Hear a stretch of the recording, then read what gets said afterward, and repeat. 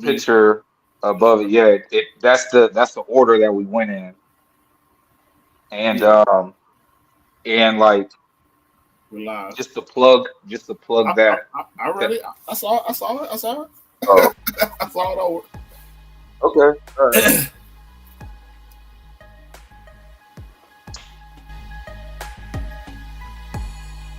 Hey.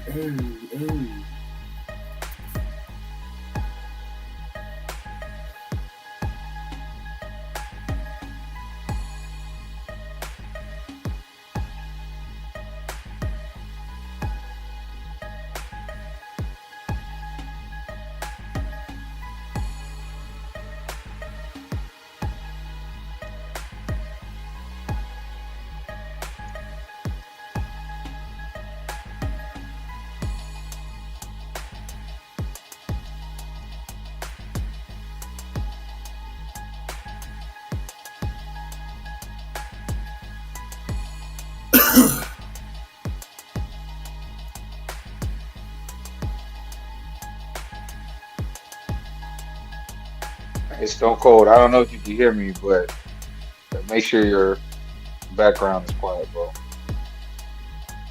In case you can't hear me.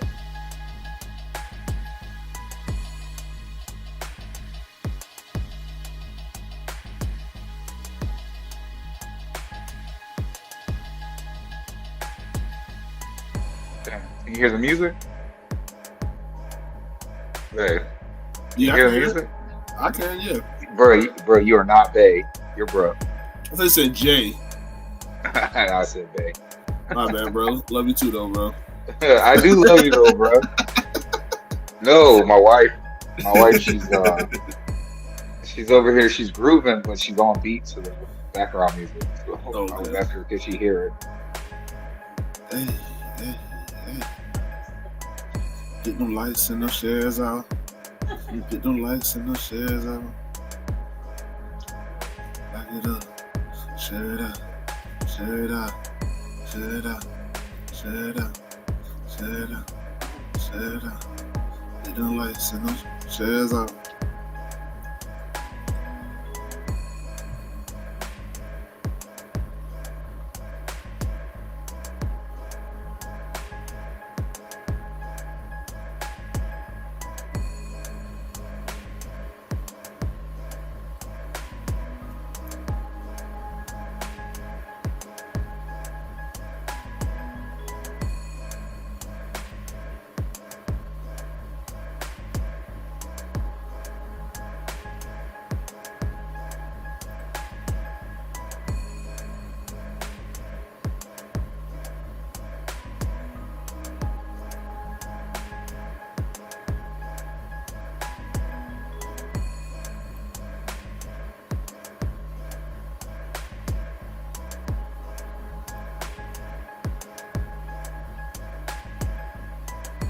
That's on my shoulders.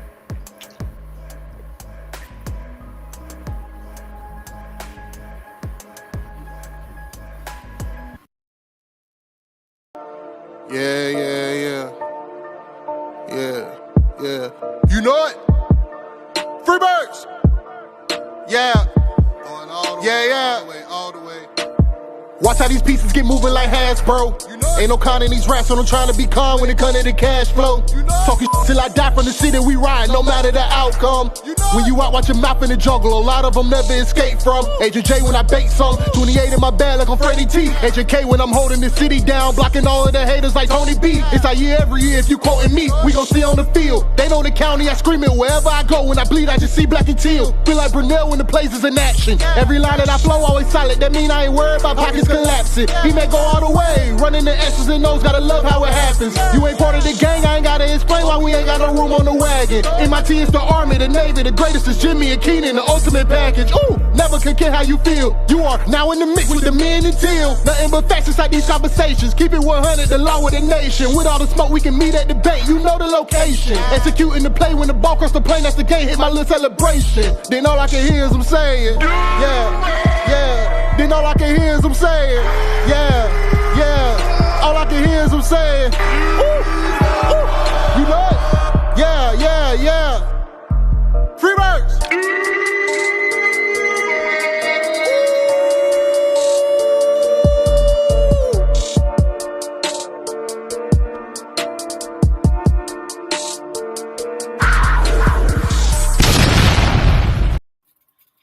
Welcome to the Men and Tail Podcast. I am your host, Agent J, the cannabis analyst. And as always, I'm rocking with J to the I to the M.B. Oh, and where is it? Bruh. Is it still not working? Bro, you promised me it was going to work this week. Bro, now you're capped because I can see it happening right here. And I'm telling you, nobody can hear it. Nobody can hear it right now. Can you hit the laugh button? If you hit the laugh button, we can't hear it laughing, so this shit ain't funny. Your host, Agent J. It's all right. Cannabis analyst. I'm listening. I'm rocking with J to the I to the M.B. And silence. That is crazy. Well, you thought I was gonna lie? Yes. Oh, bro. That's crazy. You can't even hear it right now. I'm telling you. I know that's crazy, right? Nobody can hear it right now. Oh my God. Anyway, hey man, we appreciate everybody for joining us. Y'all are down with the mix with the Men and Teal. You know how we do it. We keep it real. We keep it teal, man. Hey, appreciate everybody for tuning in. You know what it is, man. Help support us. Hit that like button. Hit that share button. And get this out to other Jaguar fans. Because ain't nobody gonna keep it realer. Ain't nobody gonna keep it chiller than we are. And you already know that, man. Jay. What's going on, man? Jay, just leave it alone, bro. Just leave it alone. We'll fix it. Bro, this is gonna piss me off now, bro. We gotta go back in the day to when like we didn't have that. I know, bro. That's crazy, bro. So I can't even get my shit off. That's ridiculous. But it's not ridiculous. Bro, the motherfucking Jaguars, man. What's going on, dog? Yes. Let's talk about the Jags. Yes, sir. We are, 9 days? Mm-hmm. No. Well, Friday, Saturday. If you don't count Sunday, I guess 9 days away from Jaguar football. Mm-hmm.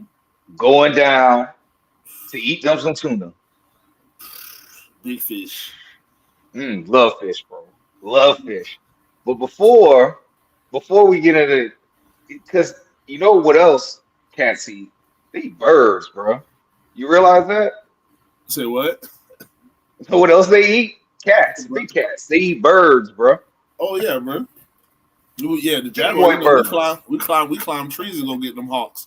Them falcons. Yes, them falcons. Listen, okay.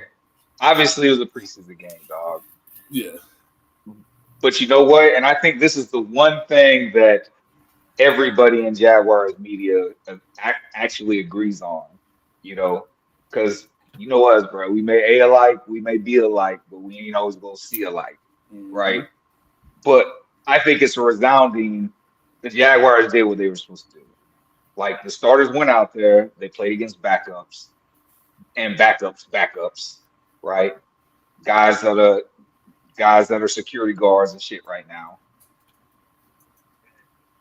But the narrative would be if they went out there and played bad,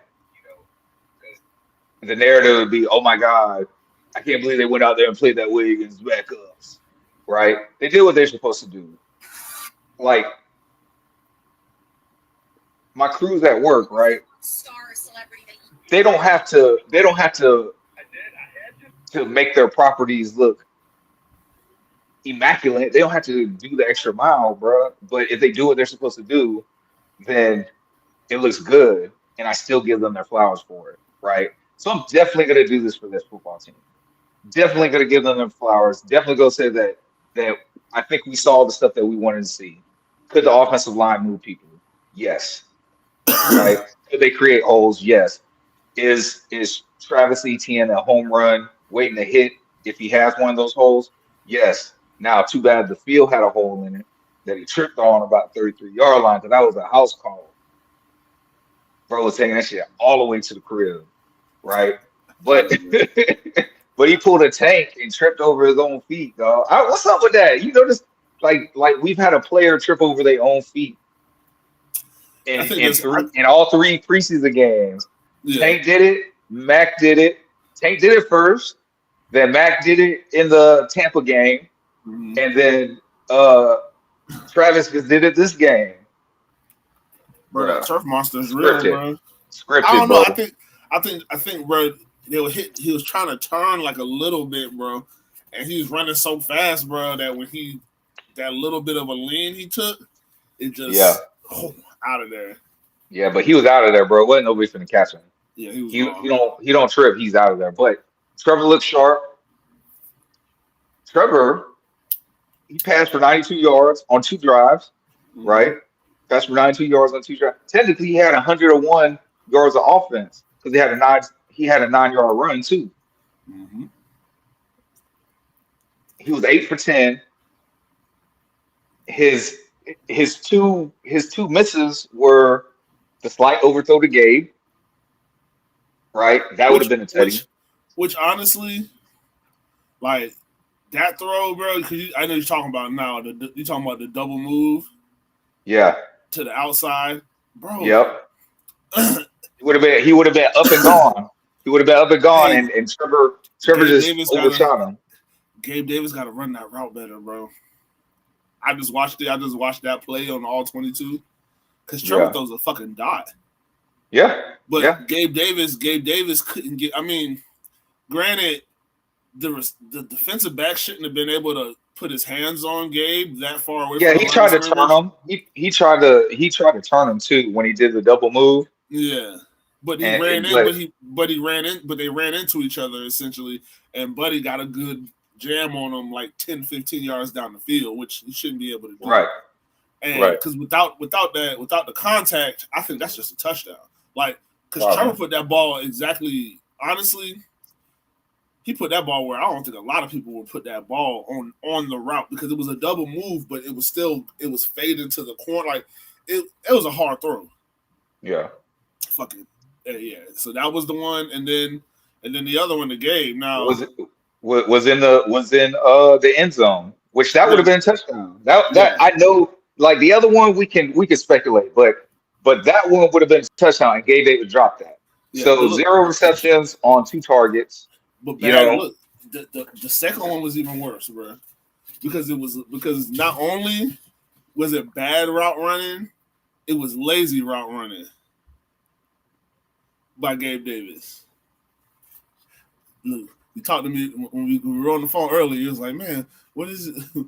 What does he have? Does he have something? Does he have something? Yeah, he got something. Look at your boy. Hold on. This is Gabe Davis one right here? Yes. Actually, tell me what you're talking about when you said does he have something? What are you referring to? I don't remember. He's like, man, you be having stuff, man. You'd be surprised. I knew it. I felt it. Yeah. Hey, listen. So we pre-planned the show, right? So we talked to each other, and like we had an earlier conversation that I'm gonna get into later, but we had an earlier conversation, and I purposely didn't call him back because I didn't want to go too deep into the conversation and ruin the organicness on the show, right? But then, like right before we got on, I called him and I was like, I explained the situation to him, and I said, "But you know what, bro? I feel like you got something up your sleeve." I said, "Don't tell me, because I want to be surprised." And look at you, bro. You let me set it up, and then you say, well, "I'm so proud of you, dog." It kind of makes up for the board not working. Let's see it. Let me see this, bro. Okay, it's running. Okay, so on this play, he's supposed to be selling the fake. He's supposed to be selling run. You know what I'm saying? But he doesn't really sell the run, and it's gonna see when the actual play starts. He doesn't. He just, I guess the way you're supposed to sell this play is as if you're really about to block.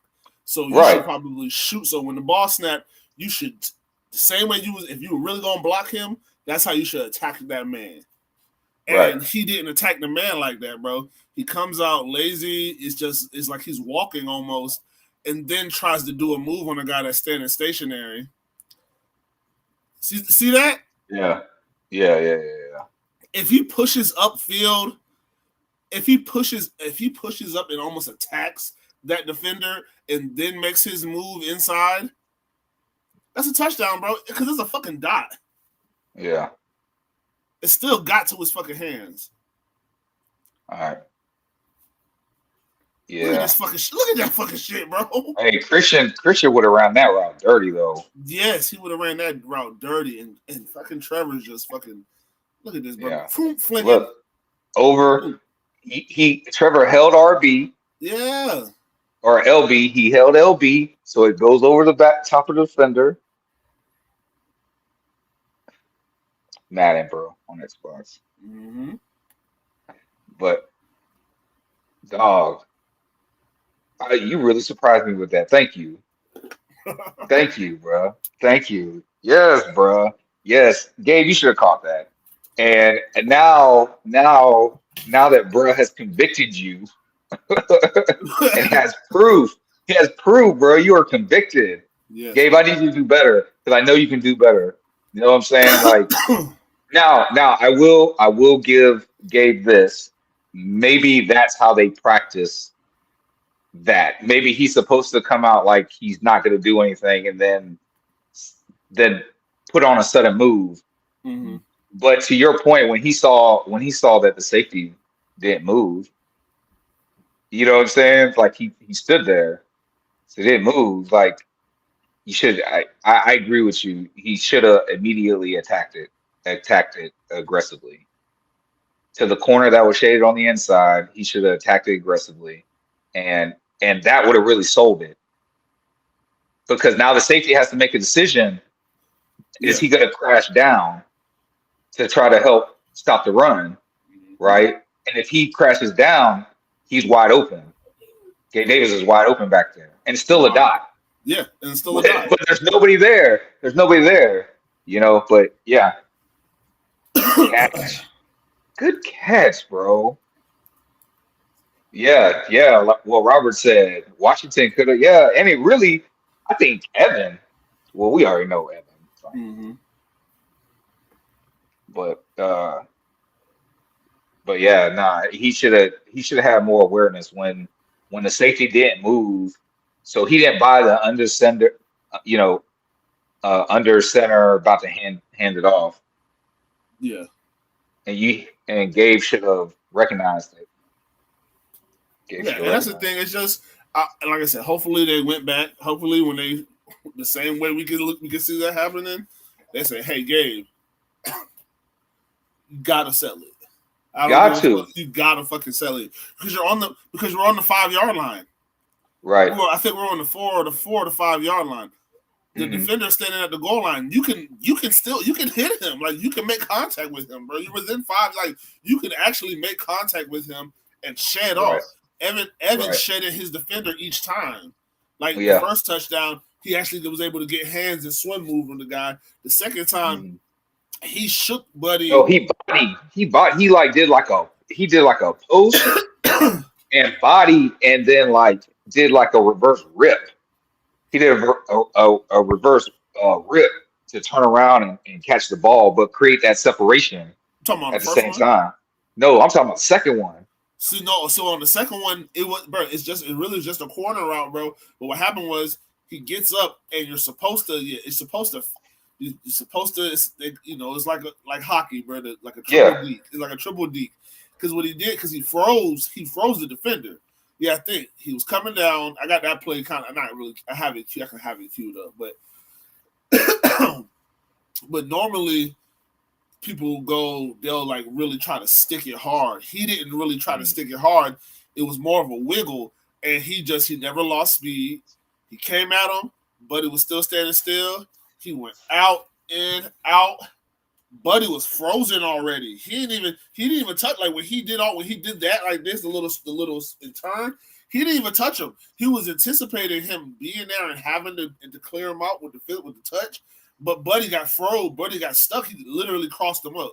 Like he was sitting there like this, and it was too late. Your head was already turned, ball gone, wide open. That was the most open touchdown Evan Ingram's ever caught. Like, it was nasty, dog. It was nasty, dog. And that's gonna be an issue. That's gonna be an issue with linebackers, bro, because they're not gonna be able to. If he can not slow down and avoid contact and still make, it's a wrap. Yeah. And then BTJ, one catch, one catch, most yards, 38. Outran the zone. Yeah. He just running. He's just outrunning the coverage. And to be honest with you, I felt he recognized it. Yeah. And I felt he recognized it because they're calling it a crosser, but crossers have more sharp. And he kind of like rounded it. Like I saw he got to a point in the route and he just, instead of like making that sharp cut, he rounded it, right? Well, yeah, and, that's what that's what a crosser is essentially, because you don't want to if you're running maybe like a levels and it's like but people don't really run that sharp angle, them sharp angle routes. People don't really run those no more, bro. Everything is rounded because it's really just, like I said, it's based on depth. It's based on depth, and the faster you can get to that point, so you don't really want to take steps that you don't have to take. So it'll still be a crosser. Even if you have a deep crosser, it's going to be more rounded out. But now the guys aren't running directly. They're not running directly to the 10 and 10 and in no more. Like they're finding this because they just want you to find the spot. As long as you find the spot in the defense, and that's what I'm saying. But that's what I felt like he did. I felt like he saw it, he recognized it, and he did. He made an executive decision.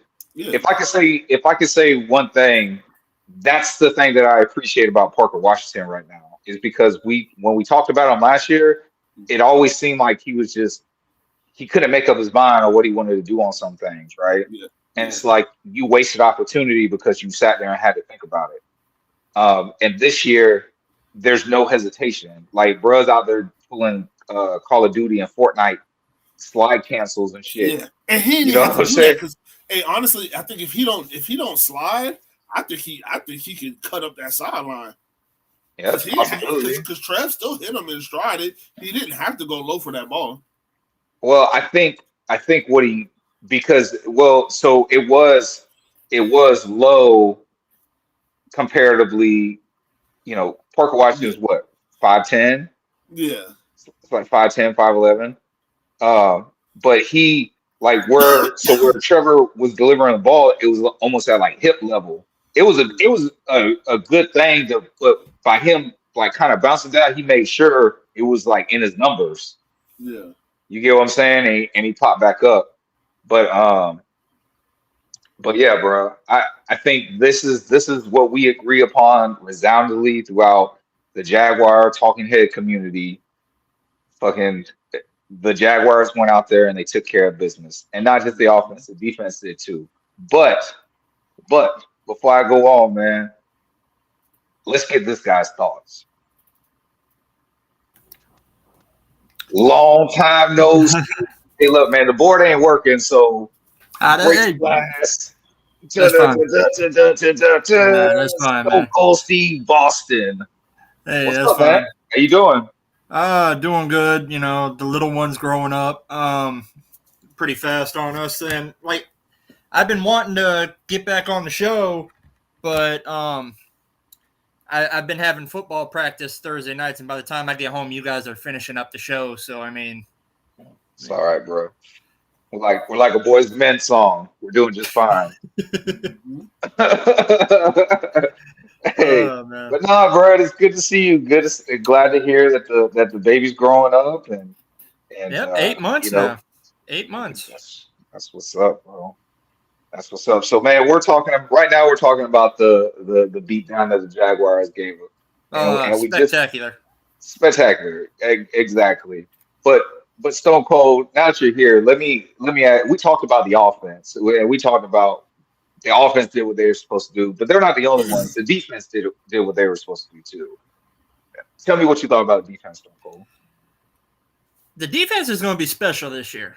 I really think that even some of the guys that made it, and I notice, I listen on the radio, I've listened to some things, and they're right. They're doing a lot of just mix and matching different packages and everything, and they're doing a lot of rotation. I believe it was preseason game 1.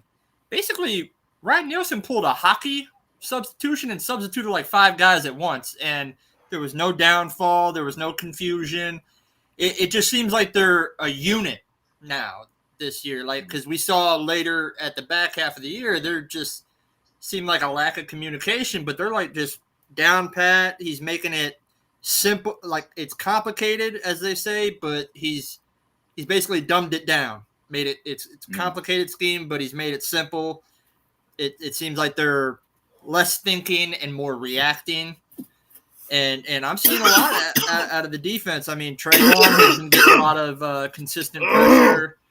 I've been seeing some, mind you, the Mason Smith thing was funny. Just throwing up, it looked like a big old polar bear chasing after. Bro, we said the same thing. Like, oh, Mason Smith. Hey, listen, I'm glad, but okay. So since you brought this up, I said this to Jay. I may have said it on the show, but I know for a fact I said it one-on-one with Jay. Does Mason Smith give you a more talented? Okay, give you this guy's vibe, but he's more talented. Does he give you a Taven Bryant vibe, but just more talented?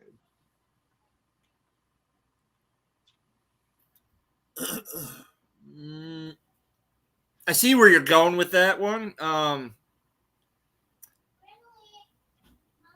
I think it's more along the lines you have a God.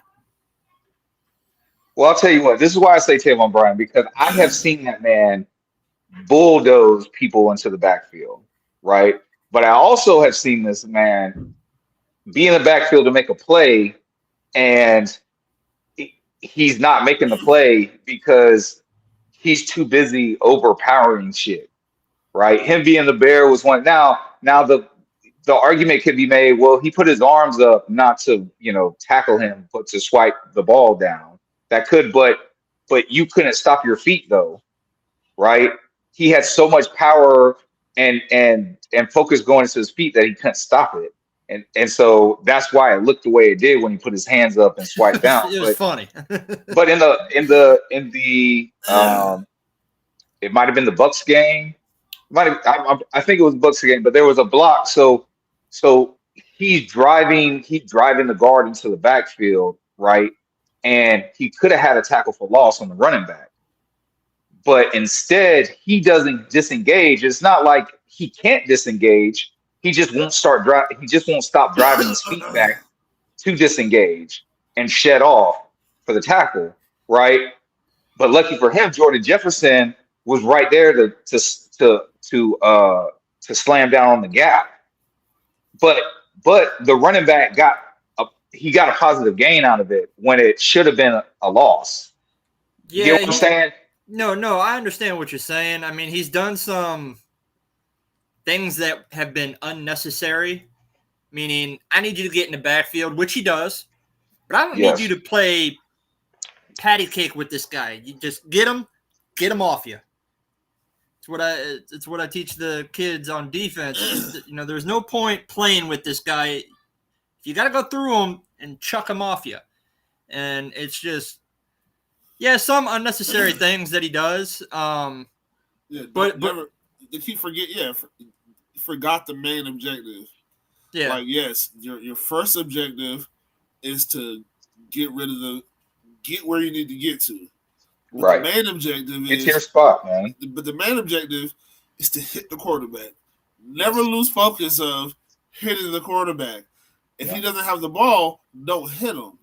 But always thinking quarterback. Ball. Like, I understand he's rookie. That's fine. He's going to make some mistakes. I'm not tripping. But like you said, if they just keep stacking up the same kind, it does start to turn into a Taven Bryan. Thank God he wasn't a first-round pick. But he was the second. I mean, yeah. So there's scrutiny on it. But again, I'm not saying that he is. I said it more to be funny. Yeah, knowing no, that he's that a was rookie. You know what I'm saying? So that was a Taven Bryan play. But it was very Taven Bryan-esque. That was a Taven some of the Bryan things play. that he did. I've seen him do You that know. the same exact thing. Yeah, or you just see, bro. You would see Taven Bryan like if Taven Bryan had more awareness. You know how many guards and centers he would have put in a quarterback's lap. Instead, he just ran right past it and gave the quarterback an open lane to run. Yeah, Ryan Tannehill just running the ball right there. Just running. Like, what are you doing, bro? You know, and I thought, when he started like doing the whole campfire or whatever the fuck it was he was doing, I thought he was finally like getting it together. But it was better. It was better, but oh my God. But what else, man? What else? What else about this defense did you see and that you liked? Since they played the whole half. It's just the mixtures, and you're seeing guys. I still think he's having. I'm not going to say an issue or trouble or anything. I think they're just still trying to figure out what is Devin Lloyd's best position. Like, in my opinion, have him at Sam, get after the quarterback. But they are playing him at Mike linebacker. Foyer's Will, Muma at Sam. It's nice to see that they understand Yasir in this scheme. You're not an N. I'm gonna put you at Sam, and I'm gonna let you take. We're gonna take advantage of your speed. The different corners. I saw the depth chart, and I thought about it for a minute. I'm like, Darnell Savage technically is going to play nickel. We don't have Dewey. Gibson is suspended. All you got is Cisco, Antonio Johnson, and a banged-up DT. Technically, Savage could play both. So I thought that was kind of weird. But all in all, I like how everything's coming together. It's a lot faster moving, a lot faster pace. It seems like they know what they're doing. There's a lot of communication going on. They're getting penetration. I did get a little irritated in the first preseason game where they let a couple runs go. But it's like once the Chiefs got past the 50 into their territory, it's kind of like they tightened down a little bit. But it started getting a little better and a little more solid against the run, but it's starting to come together. I could see the vision coming true. Right. So while Jay and I were backstage watching the game, and we're obviously we're talking shit, and Jay's like he's going in on the defense because they're not letting big plays happen, but they're getting chunk plays, right? 6 yards here, 9 yards there, 7 yards, and he's just like, bro, what the fuck are they doing? I thought they could cover, and I had to tell him. I said, after watching them for a second, I said, just chill. Playmakers make plays, and now you're in the area to make the plays. And then I say that Trayvon goes in there and he bats the ball down. Playmakers make plays. And then he starts doing it again. And I'm like, bro, just calm down, bro. In these moments, playmakers make plays. And then what happens when I say that? Trayvon Walker again. Now, granted, Yashir calls that sack. Abdullah? Yeah. Abdullah was creating pressure from the backside, and he ran Taylor Heineke up into it after Trayvon hit him with that counter move, that spin. Yeah. Bruh, oh my god. Now, to my defense, it wasn't that I never said that. Oh, we're supposed to be able to cover. We're supposed to be able to cover guys. It I was was paraphrasing, bro. I was paraphrasing. the my thinking is, why the fuck are certain guys getting open? That was it. It was because Well, I mean, Because the that- first preseason game they picked on Monteric Brown a lot. yeah, but our defensive starters were out there for an entire half, and they did what they're supposed to do. A little bit of bend and don't break. That's cool. It was just dumb. It was just a couple of dumb things that I saw. That's just like, come on, guys. This shit shouldn't be happening, like, especially not against these guys. And like I said, it wasn't scheme related, or Right. you know what I'm saying. It was just execution related. Like, you shouldn't even let them cross the 50. You know what I'm saying? We really shouldn't have let them cross the 50. As soon as they did, we shut it down. But Right. it's just like Taylor Heineke shouldn't have did nothing. He should have had 15 yards passing, and that's it. And so we gave our predictions for what the score would be at the half, and I believe you said 21-6. Yeah.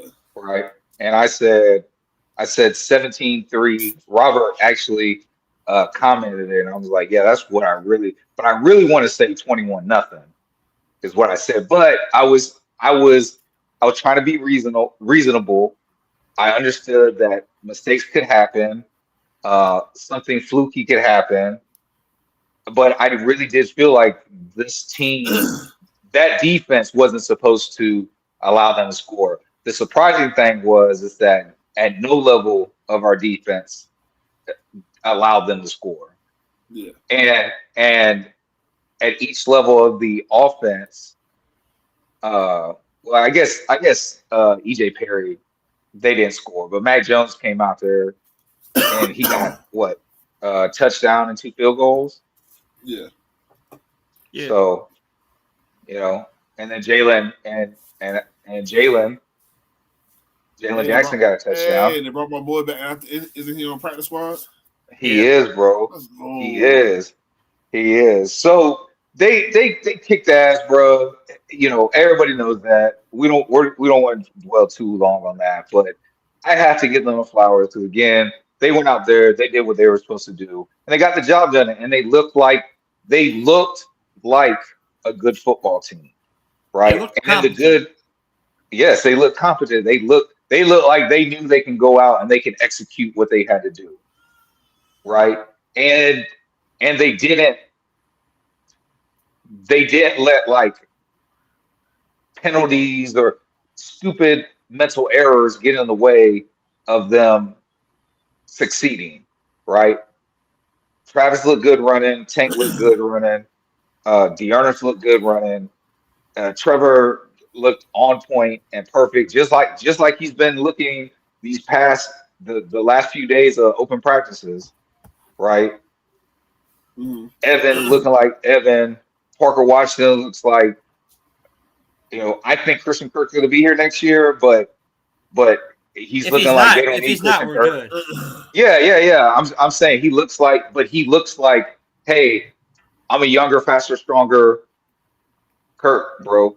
You know what I'm saying? He's looking like if Christian Kirk has to miss time, there's not gonna be any drop off. There's not gonna be any drop off if Parker Washington has to come in for Christian this year. So I don't want Christian Kirk to be hurt, and I want Parker Washington just to be an extra weapon that we could have both of them out on the field at one time, possibly. But yeah, bro. But victory is bittersweet, bro. You can ask Brevin Easton.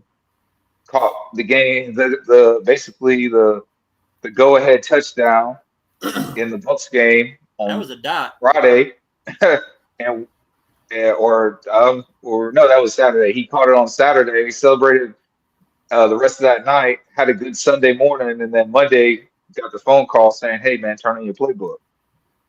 Right? But this one, they just had to do it. It was that time, bro. And we got down to the 53-man roster. Now, Jay, I don't want to do this the way we usually do it. Now, before I Stone Cold, you weren't a part of this, so uh, I'm either gonna have to mute you or I'm gonna have to take you off camera, right? Because me and Jay did a way too early prediction for this 53-man roster. And now I gotta ask you guys, Robert, I know you was on that show where how we do.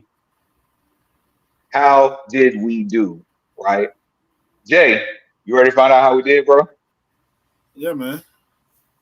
All right, bro. So first and foremost, our very first thing, we said that this roster doesn't even start at 53. It starts at 50. Yeah. Why did it start at 50, Jay? Because we had three quarterbacks Because we had three quarterbacks that I thought we were going to carry. I really feel like we were going to carry three quarterbacks throughout the entire season. Yes, yes. So we said three. They kept two. They kept two. They kept the starter. They kept the backup. Trevor that would Lawrence. happen. Trevor Lawrence and Mac Jones. Right. Okay. But then we said, well, really, this isn't even a 50-man roster. It's a 47 because the specialists were going to be here. Were we right about that, Jay? Yeah, special teamers. Yeah, the specialists. The specialists were here. Kicker, punter, long snapper. Long snapper. I like Cam Little. I like Cam Little. Oh, yeah, definitely. Yes. Yes, bro. Yes. I think, listen, I think he can. I think we can line up for a 65-yarder with him, bro. Well, did you actually hear the press conference or whatever after that game? Because we had the ball before halftime, and Cam Little, Peterson said Cam was a little upset that he wouldn't let him go for like a 62-yarder. Yeah. Before the halftime. Yeah. He wants to. He posted on. I don't know if it was. It had been Twitter. He posted on Twitter saying like, basically like, ever since I missed that kick, I'm on a mission. You know, he's talking about he go break records here in Jacksonville and everything. So I love it, bro. He wants to be the new Justin Tucker.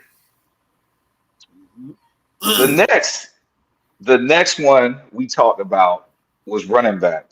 Now, we said it was going to be 4 because we counted Keelan Robinson because we thought he was gonna have a role on special teams as somebody to return kicks or punts or something.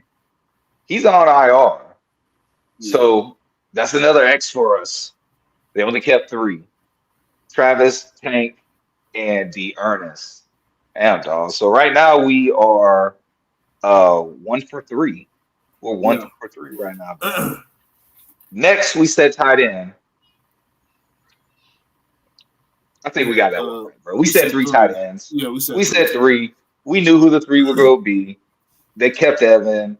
They kept Brent Strange, and they kept Luke Farrell.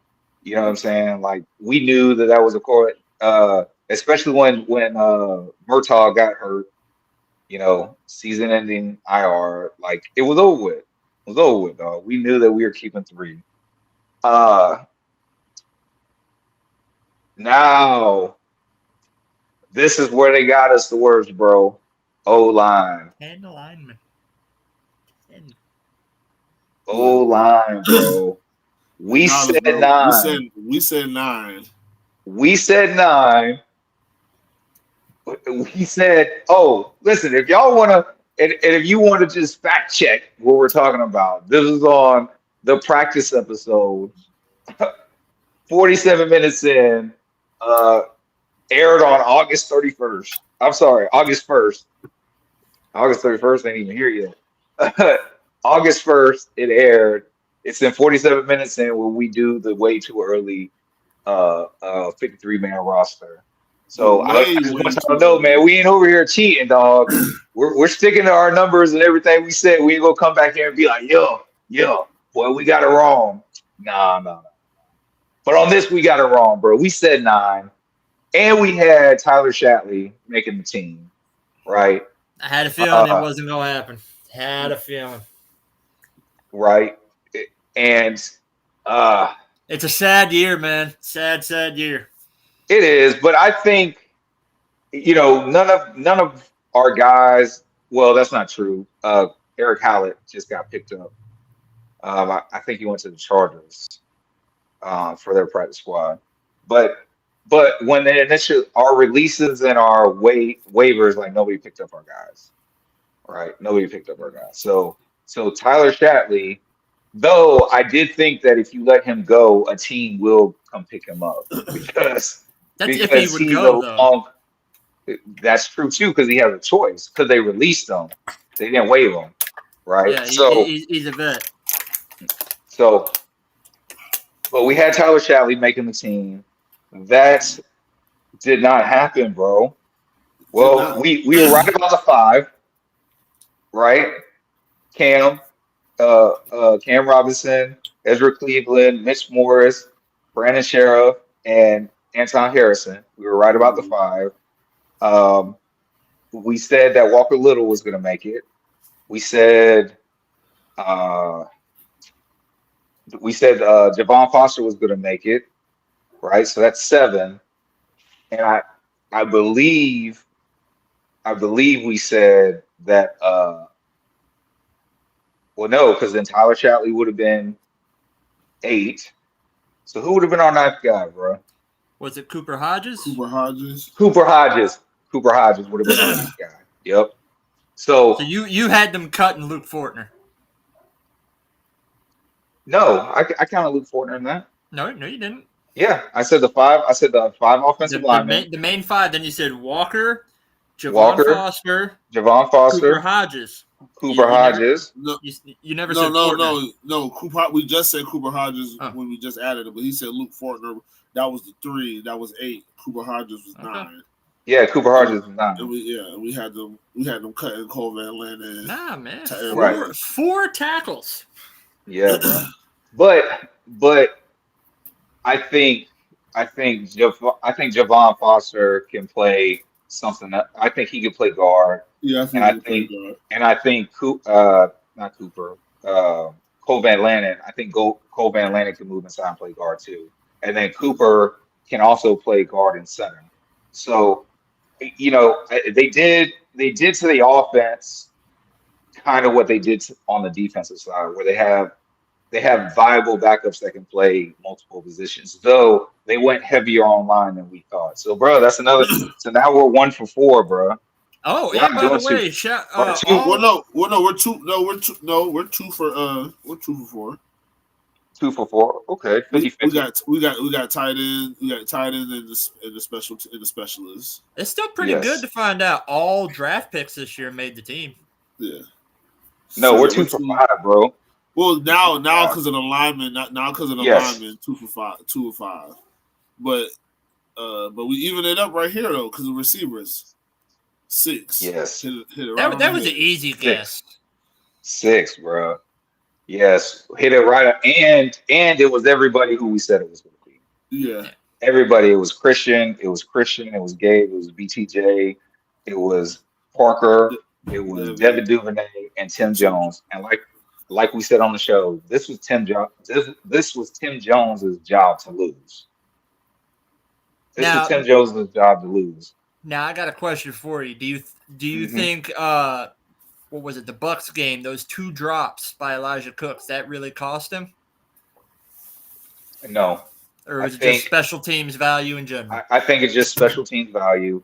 I think it's special teams value.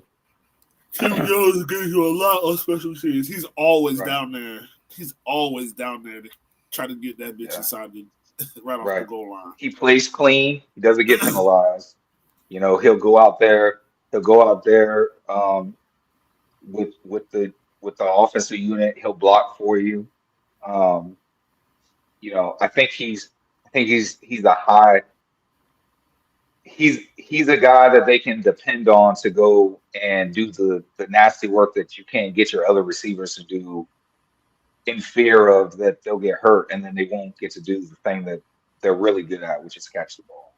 And I'm not saying Tim, because I've seen Tim Jones catch some shit too, right? So I'm not saying Tim Jones can't catch the ball, but I just think that Elijah Cooks, though he gives you something with his size, he doesn't give you that same aggression and that same go get the way that Tim Jones does because he Fair. is more receiver centric.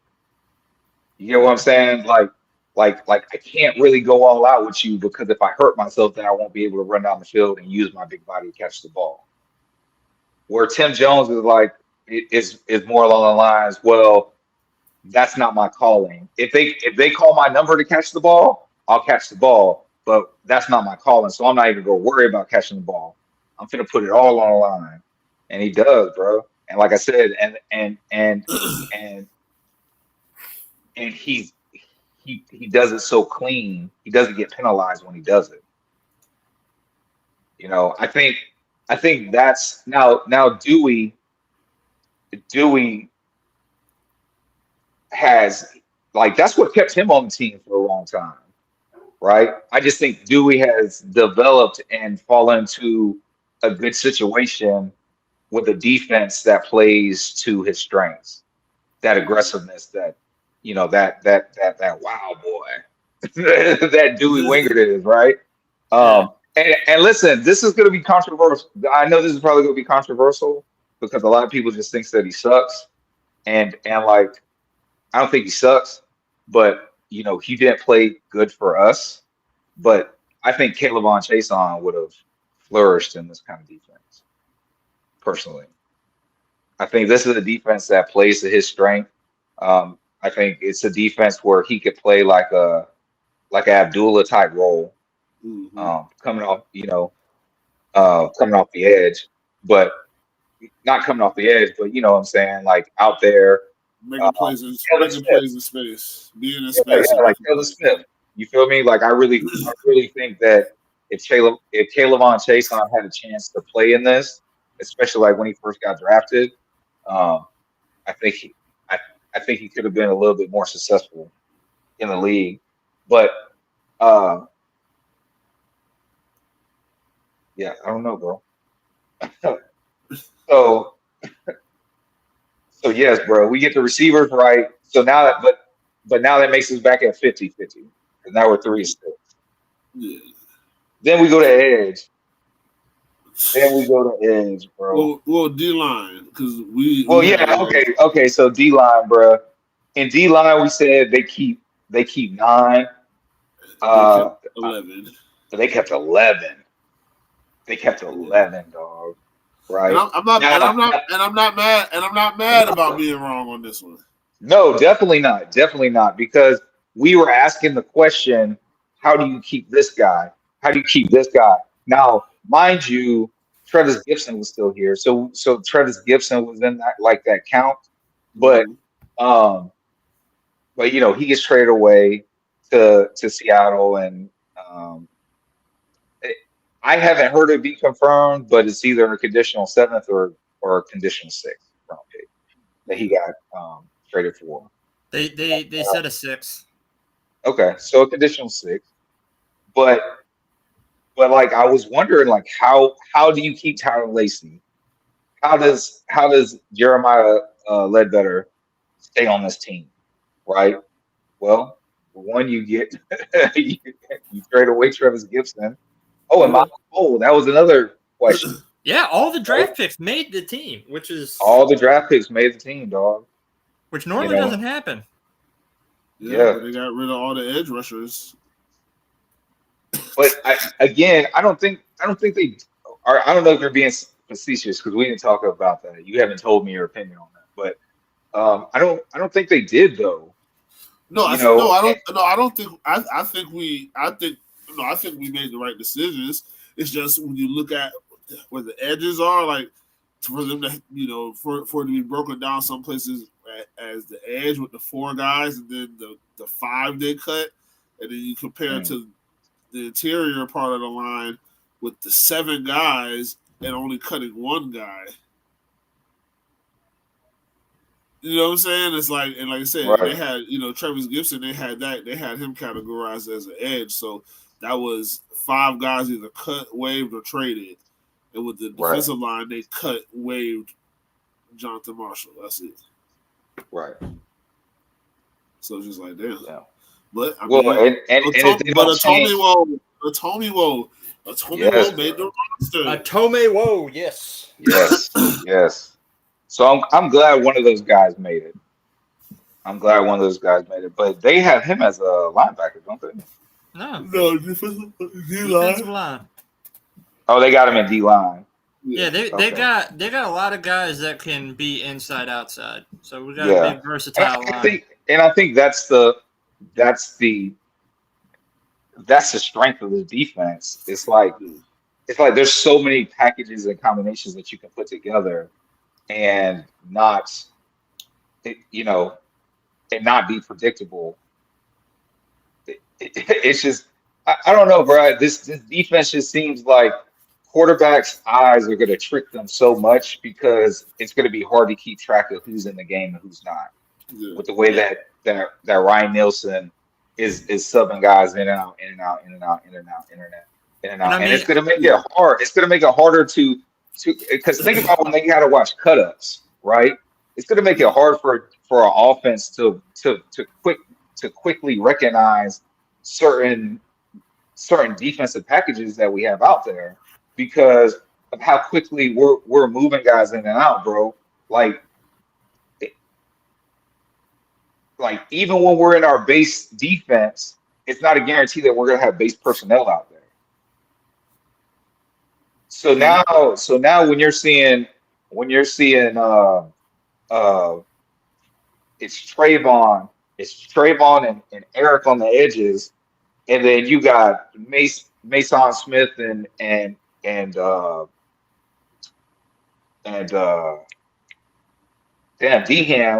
D-Ham or Mason Smith and Jordan Jefferson or Mason Smith and Roy Robinson Harris. Like you see that combination on the line, bro. Like okay, are they trying to stop the run? What are the linebackers doing? Do we have are we in that base set where we have the 3 linebackers on the field, right? But one of the linebackers is Abdullah, and he's up on the line. You feel what I'm saying? Like dog, that is gonna fuck with offenses so hard. It's gonna be so hard to read what we're trying to do, and I just love it. I can't wait to see it. I really can't, dog. Now, it is a double-edged sword, right? Because you're swapping guys in and out. Somebody may be hot and you take him out at the wrong time, right? So I'm hoping that the coaching staff, or at least our coaching staff, will have an eye for the right time to do these changes, because that was a big pet peeve we had with what was our other Caldwell? Yes, with Mike Caldwell, was the fact that he would sub out Trayvon and Josh Allen at the worst fucking times. Yeah. Well, I mean, worst times. Yeah, Nielsen actually brought that up in his press conference. He's like, switching out people is based on the momentum of the game, who's got the hot hand right now. So, I mean, at least he knows to pay attention for that. Like, hey, if Otomewo's got a good clip going, he's hot right now, I'm going to leave him in a little bit, and I'm just going to pick my spots when to take him in and out. Exactly, bro. Exactly. So we got that wrong, bro. So now we're at 3-7. But then we go to the corners. We said we were going to keep 7 corners. We got that wrong, bro. I believe it was 5, wasn't it? It was only 5. Yeah. We thought Christian Bradwell was going to make this team. I admit, surprised me. That one surprised me. Right. We thought that, and so it's everybody on the 5. We said they were going to make the team, but we were counting Terrell Edmonds and we were counting Christian Bradwell because they could do other things, right? And we thought that it was going to make up for the uh, for the safety room, Yeah. right? So so Christian Baswell and Terrell Edmonds get cut, right?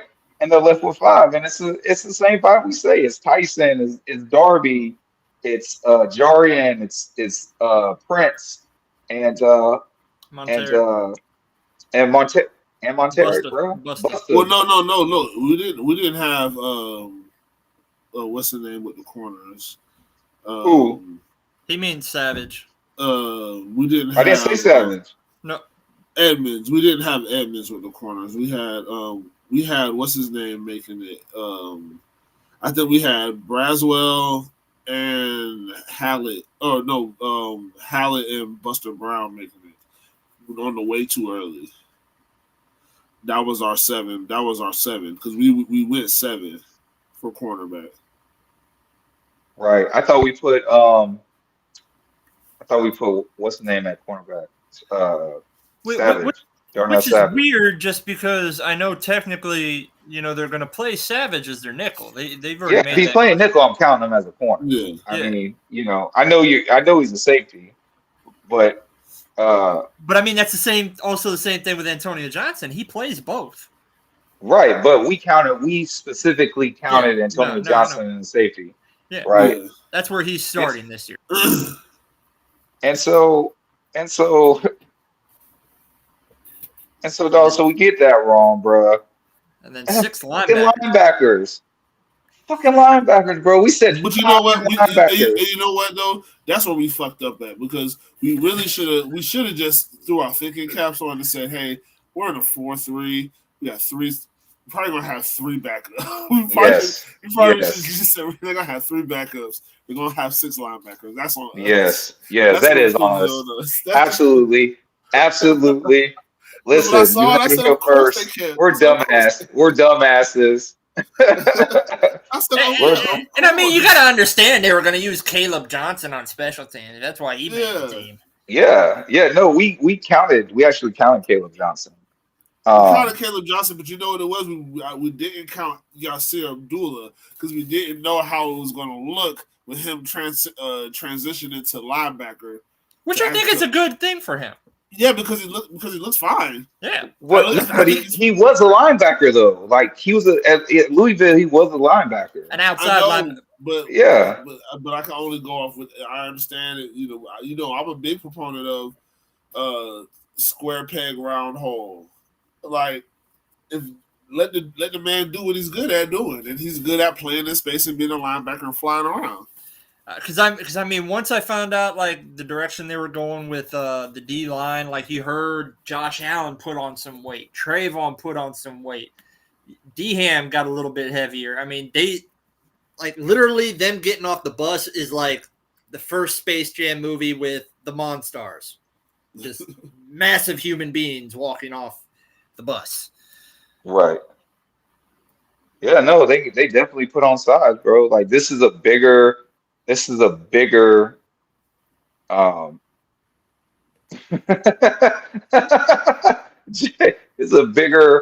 blacker, stronger defensive line.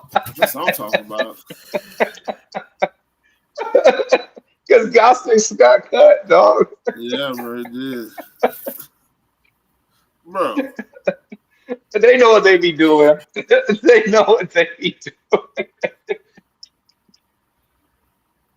Hey, Brandon Sheriff. Shit. Hey, I'm concerned with Brandon Sheriff, man. After that bullshit against the Falcons, man. I understand you get beat every now and then, but man. Oh man, you guys are making way too much of that.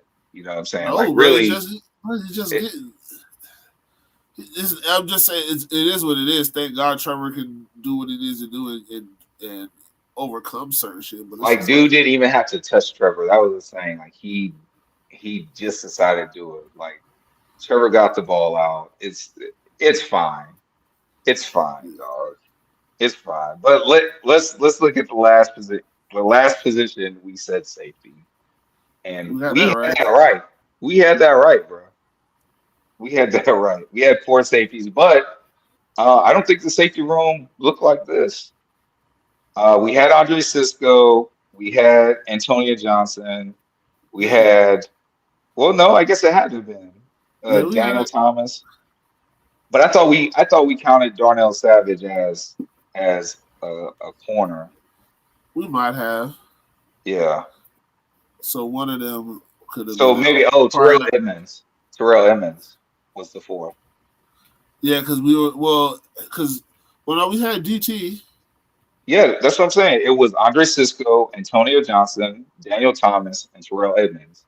That was our four. Because I remember I No, said I could see Dewey, it. and Dewey. Yeah, but Dewey's on he's No, on that IR was right now. When no, you but that guys did it, that was when we before he did was it. on IR. Yeah, he wasn't on IR when we did it. No, I'm pretty sure Dewey was on IR. No. He wasn't on IR when we did it. They just did Bruh. that maybe a day or two before the final 53. Yeah, he wasn't on IR yet. Well, no, but he was hurt. You knew he was going on IR. What are you talking about? No, he wasn't officially on IR yet, but we knew that he was going to miss games in the season. Did he Like, get we knew hurt that. before August 1st though? Yes. What? He got hurt in July. What are you guys talking about? He got hurt before Bucks practice. No, Winger injured his knee on August 2nd. We literally did the show on August 1st. No, bro. Hell no, I'm bro. looking at it. I'm telling you, bro. I'm looking at So it. why would we say 4? See, now I got to go to 47 minutes into that episode so I can re-listen to it. I'm telling you. I'm looking at it says 2 days ago. This is 2 days ago. The Jaguars placed Winger on IR and designated him to return Tuesday. Winger injured his knee on August 2nd and has been sidelined since. It is unclear what his timetable for return is, but he'll be eligible for Week 5 versus the Eagles. We did a show August 1st. You just said it. August 1st, we said that Dewey was the fourth. Dewey was the fourth safety.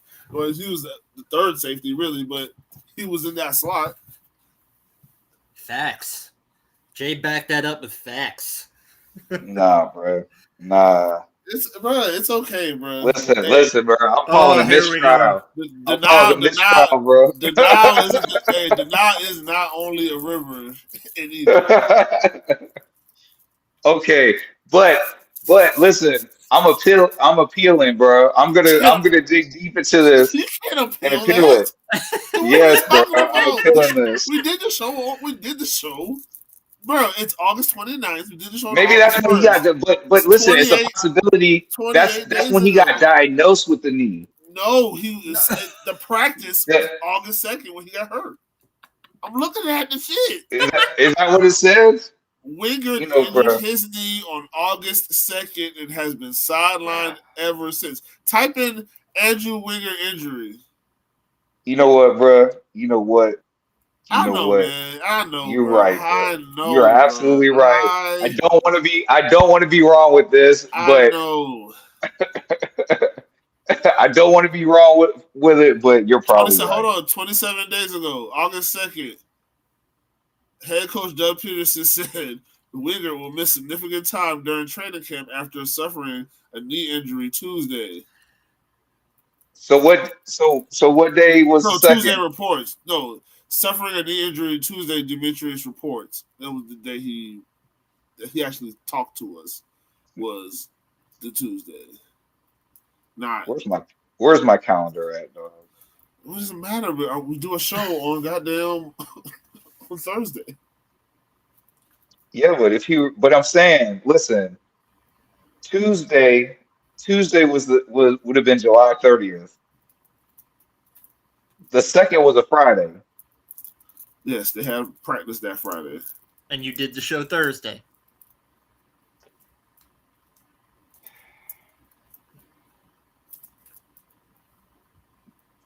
Or you said he got hurt on Tuesday, dog. No, I'm saying Doug Peterson talked. Doug Peterson talked on a Tuesday. He didn't happen on a Tuesday. Mistrial. It's not a mistrial, bro. We know I want new counsel. It's okay, man. Okay. All right, man. You right. You probably right, dog. You probably right. We did say that. We did Man, say did that that. hurt saying that? You're right. It does. It does a little bit. I'm not gonna lie. So all in all, bro, we got one, two, three. We got four. We got four position groups, right? Out of 1, 2, 3, 4, 5, 6, 7, Mm, 8, 9, 10. Out of 10, we're 4 for 10, bro. We're not even I didn't. 50%. I didn't know they were going so heavy on the trenches this year. But I'm glad they did. I'm glad they did. Um, the linebacker thing that was on us. Absolutely, that was on us. yeah. But they did surprise us by going heavy on both the offensive defensive line.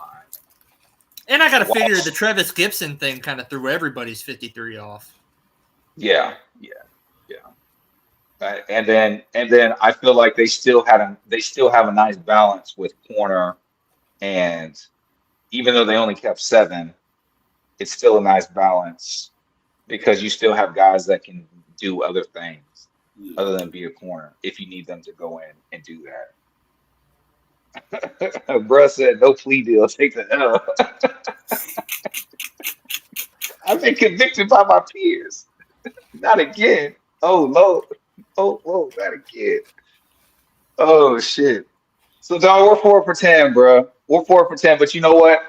That's another L I'll take because, like I said, I feel like they did some really good things. I feel like they kept some guys, and then, like a Marvel movie, they said, "Practice squad, assemble!"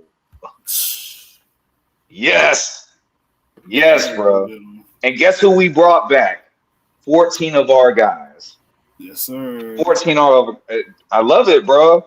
I love it. Like you see the guys that came in and they worked hard and they can provide some kind of value to this team, and you went and got it.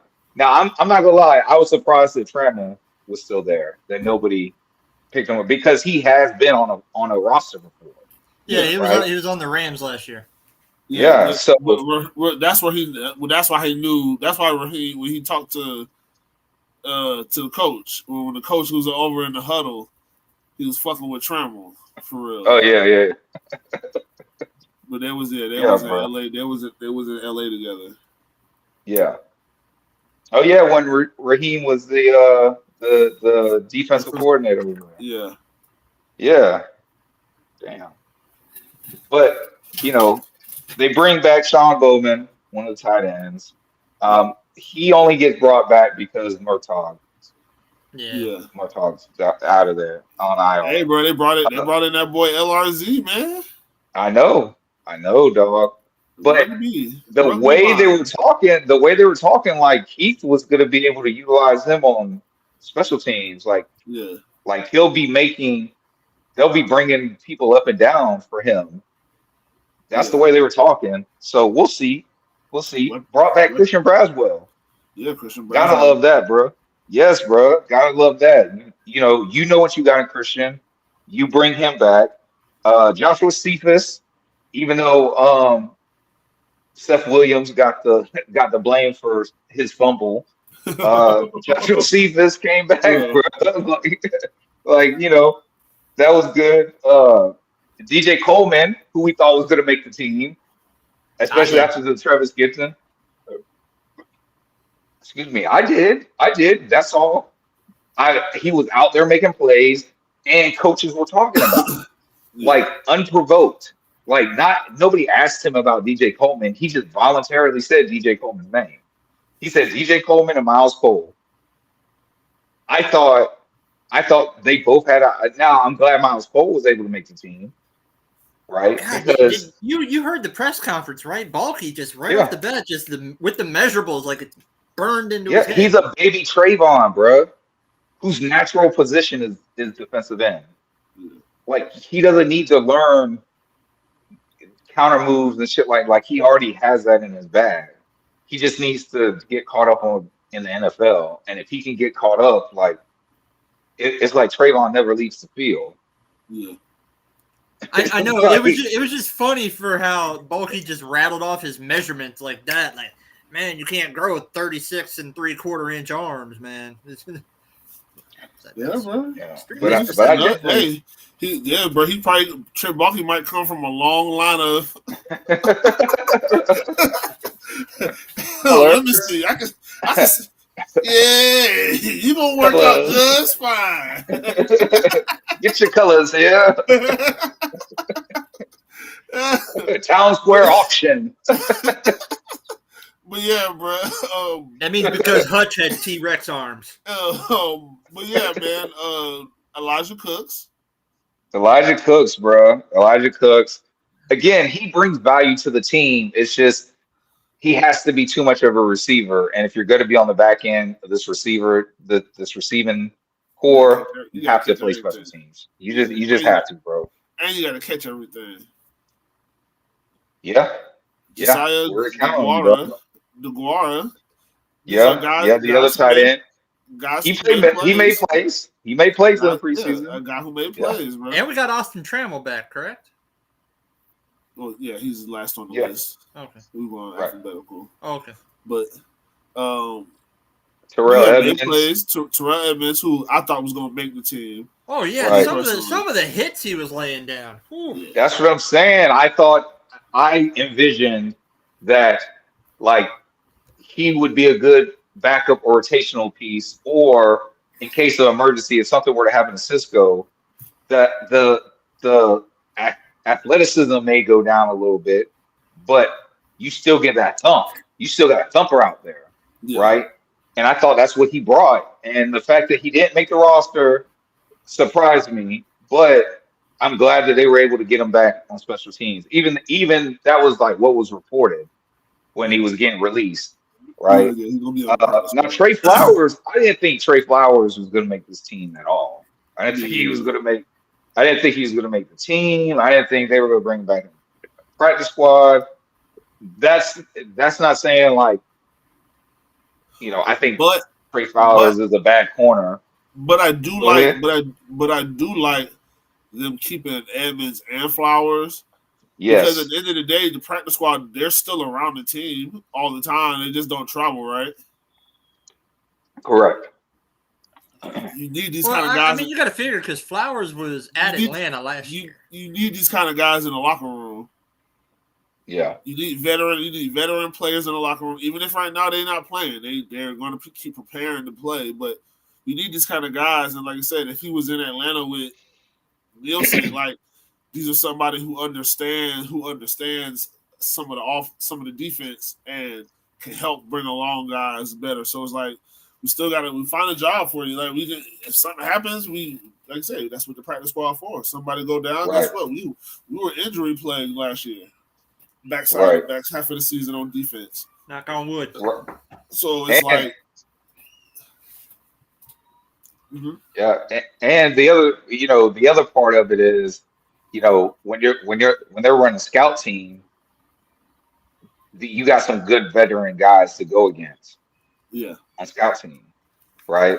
So I see the value of having him, but in my mind, I didn't think he was going to make the roster. I didn't think he was going to make practice squad.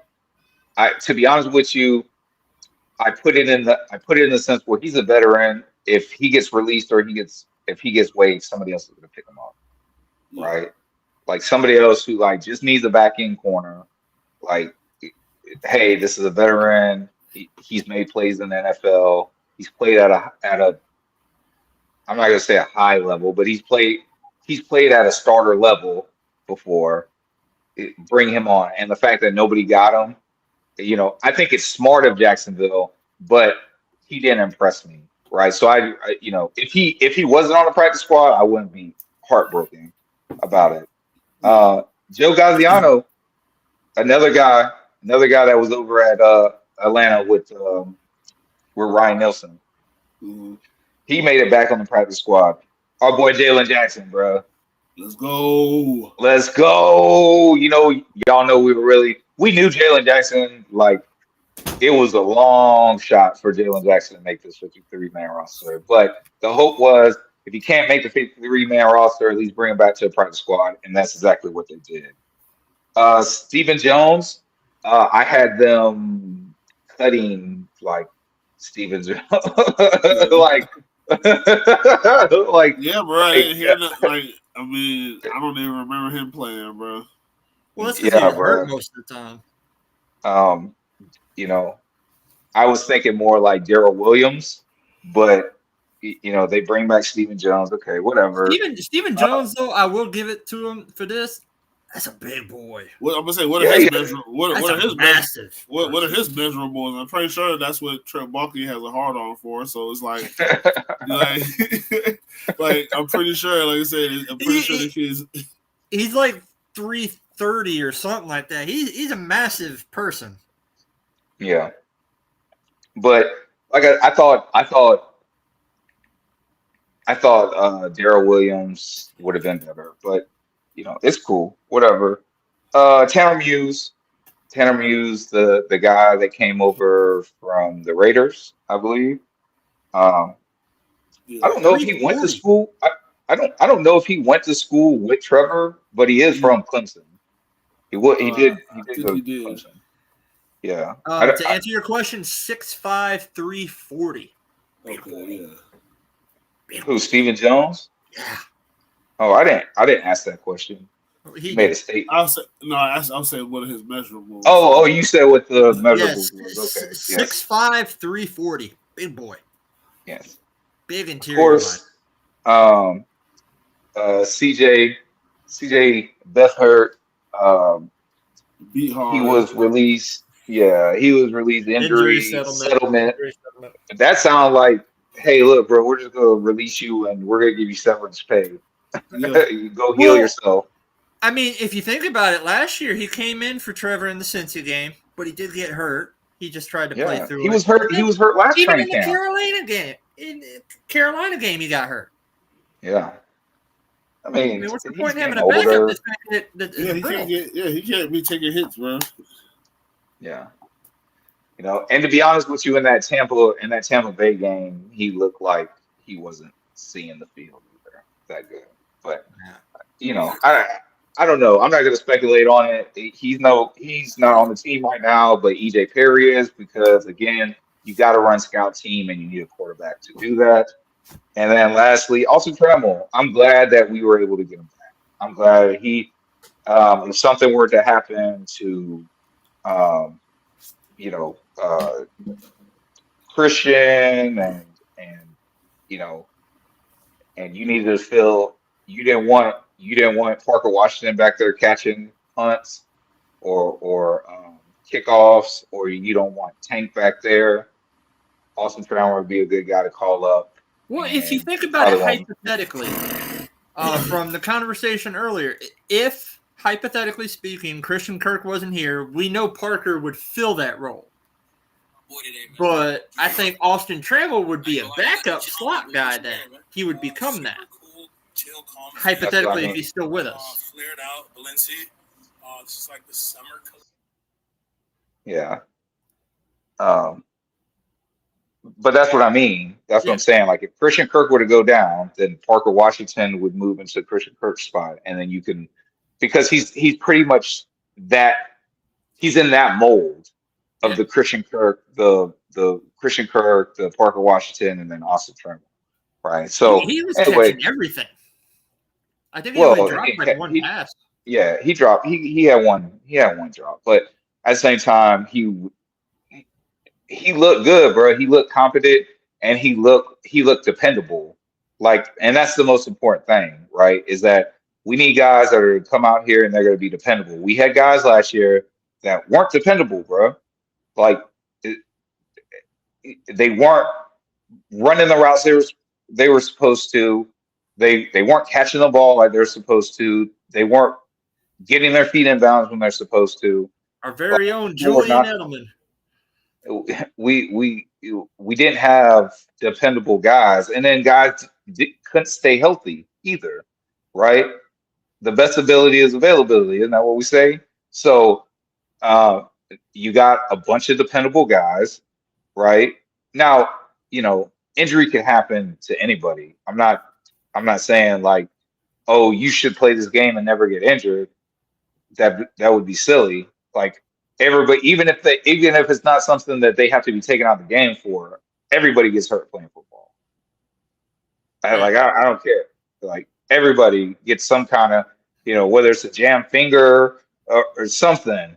You know what I'm saying? Everybody gets hurt. And but here's my question. Jay. I want to start with you. Mm-hmm. Now that we're down to the 53-man roster, and now that we have our practice squad, right? They signed the safety. I don't want to just stop on our guys that we brought back. Though that was the exciting part for me. But they signed the safety from the Titans. And then you already said the LZR guy. So they brought in those guys. But in your opinion, is depth an issue? Looking at this 53-man roster and looking at the guys that could possibly be called up in case something were to happen. I mean, I'm not. It doesn't look like an issue to me. You just hope that the guys on the offensive side of the line, you just hope that they, you know what I'm saying? You hope that the backups never are even a factor. I mean, I guess that's with every position, but especially there, because that's just the only thing that I'm concerned with is the offensive line in general. So you just hope that, if the backups have to play, hope that they're good. I mean, we should already pencil in or be used to Walker Little playing eventually this year for Cam Robinson. Right. All right. I hope not. I mean, I don't want to see Walker Little on the fucking field at all because he looked like ass. Yeah, that one play was bad by him. He had a whole bunch of fucking bad plays. Just looking fucking stupid. Pardon my French. He's looking like a damn idiot out there. He's looking like he's getting lost. Man, looking like Taylor Bryan, but at tackle. That is ridiculous. So okay, so you're only, if you had to point out something and say this is a concern depth wise, you're saying offensive line. My bad, bro. Goddamn Colorado, they just fucking scored like 80-yard touchdown. Hell yeah. Is that what you're saying? Is that what you're saying though, bro? What? That basically the only concern you have at depth is offensive line? Yeah, that's it. Okay. But everything else all right,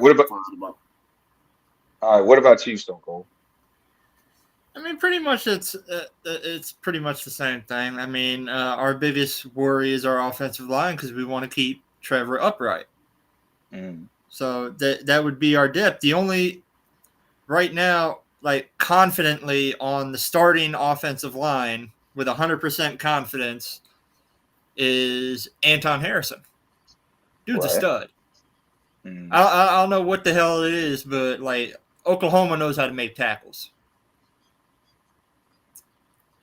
Every first round Oklahoma tackle has been a Pro Bowler or a future Hall of Famer, technically in Trent Williams. So, okay, all right. I think so. Yeah, I won't say the depth part for any of these positions. Do I have a concern with the offensive line? Absolutely. But where I'm going to come from in my next statement is I hear people, they're talking about edge again. They're talking about edge because, Travis Gibson got traded and Eric Armstead is designated as a defensive end. Right? So people are talking about edge and like if something happens to Trayvon or something happens to Josh, we don't have depth. We don't have the depth. And it's and not just like the depth, but like they're making it sound like they don't have players of their caliber to basically get in the game and back them up. And listen, I just want to say this for everybody, and I want everybody in the back to hear me. Like, no depth piece is better than their starter. If they if they were, then they would be the starter. So no Yeah. matter what, you should expect production to that there should be at least some sort of slight dip in production, right? Because that person isn't the person that they're replacing. Yeah, and it's pretty much kind of what I brought up earlier when you were talking about. Well, I was meant to bring it back up earlier when you was talking about how each level of the defense, if it had it been the starters, second, the third, seconds, and the thirds, it's the scheme. Like Right. we got to believe in the scheme. The scheme should work. So Yes. yes, if one guy goes down, the scheme should still work. Like Right. we just have the guy just gotta dig in, but the scheme Right. should still work. So You know, a guy that may have only gotten, you know, 30% of the snaps in the season may not have to take 40. You know what I'm saying? But the defense is the defense, the offense is the offense, right? And they made clear upgrades. Like, look, again, no shade on CJ, but Mac Jones is an obvious and clear upgrade Oh yeah, at a backup quarterback, right? without question. I'm not saying Mac Jones is Trevor Lawrence, but if Mac Jones has to be put out in the game, and I don't want to see Mac Jones except for on the sideline. You know what I'm saying? When Trevor goes down, he's looking at the fucking the iPad on the Surface because that's what they use, Microsoft on the Surface pad, talking about, yeah, you see how I fucking tricked that corner? I put that shit right over the top of BTJ, burnt their ass. And Matt go be like, hell yeah, Trev, you burnt their ass, yo. Goofy ass. Yeah, bro. Like that's all I want to see. You know what I'm saying? That's all I want to really see of Mac Jones this year. But God forbid if something were to happen to Trevor, like Mac Jones could come in the game and you don't feel like, oh my God, what are we gonna do? How are we gonna win? We're gonna have to run the ball. No, because Mac Jones can still throw it. Tank Bixby has made a giant improvement. yeah, God forbid something happens to ETN, but if Bixby, the way he looks right now, right? Obviously, we're judging him on what we saw now. And yes, did he impress us in training camp and some of the preseason last year? A little bit, but he didn't impress us like this. And he wasn't consistent with it the way that he is this year, Yeah, right? he's looked really good this year. He looks locked in. He's looked like locked in. So if something, God forbid, were to happen to Travis Etienne, you don't feel like, oh my God, what are we gonna do in the running back position? All we're gonna be able to do is throw the ball. There's competent. We have aces in places now, right? Yeah. And I feel like that this team, and I still want to get Travis and Kyle on the show, man. But shout out to the Duval Dive. I was listening to their show. They had like a reaction show. If y'all haven't seen it, go check it out. It's really good. I found it funny. It probably wasn't funny in the beginning, but they had like a farewell to the guys who got cut, but they were playing it's so hard to and say. it was funny to me. I found it funny. I probably shouldn't have laughed at it, but it was funny. But anyway, it's a great show. But Travis he said something that like I felt like I already knew. And he said that he didn't think that this front office, that this regime, he didn't say the balls, but he basically was saying like he didn't think they had the balls to say, you know what? Maybe we shouldn't have went this direction. This is better. I know we just did this, but hey, let's go ahead and get rid of this. Specifically talking about the Travis Gibson trade, right? Saying like basically they admitted like, okay, look, I know we just paid this guy, but we can probably get the same production out of this guy. Yeah. Right. So let's see, even though we paid him, let's see what we can get for him. So that way we don't, and I'm not saying Travis Gibson was going to get cut, but I could see the thinking in this, right? And my counter to that is I felt like they've been showed that they had the nuts to just say, hey, yeah, we fucked up with that pick or we fucked up with this move. and they immediately changed it. They did it with Snoop Connor. Man, speaking about dropping nuts, that boy Brandon Ayuk just dropped his. What happened? Did something just break? What happened? 4-year extension, 120 million. Oh, they gave it to him? Yes. Oh, and that Trent Williams shit probably has them fucked up right now, dog. Well, They're like, they damn, dog, we realize can't have. Purdy looks like ass at camp. What happened? Oh, Trent Williams hurt? No, he's holding out. Holding out. Huh? Well, he's not holding out, but he's holding out not for a new contract. Well, I guess technically it would have to be a new contract. He wants the last year of his contract to be guaranteed. Yeah. And it's not. And so he wants to be guaranteed, and that's what he's like arguing with them for. But damn, IU. So where does that put him with Justin Jefferson? I mean, he's behind, but it says he's the fifth receiver this year to sign for $30 million a year.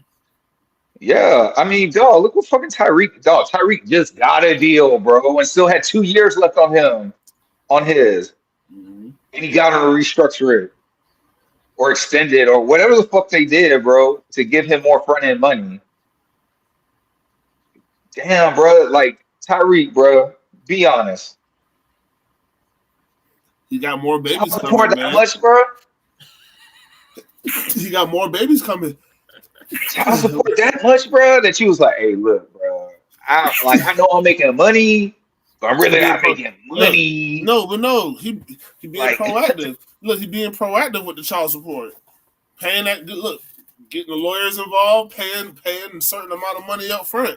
Hey, you could never say that I haven't at least bare minimum financially supported y'all, because I keep getting this motherfucking check, and guess what? I'm gonna put $2 million over here, $3 million over whatever. That's way more than any child support was gonna get you.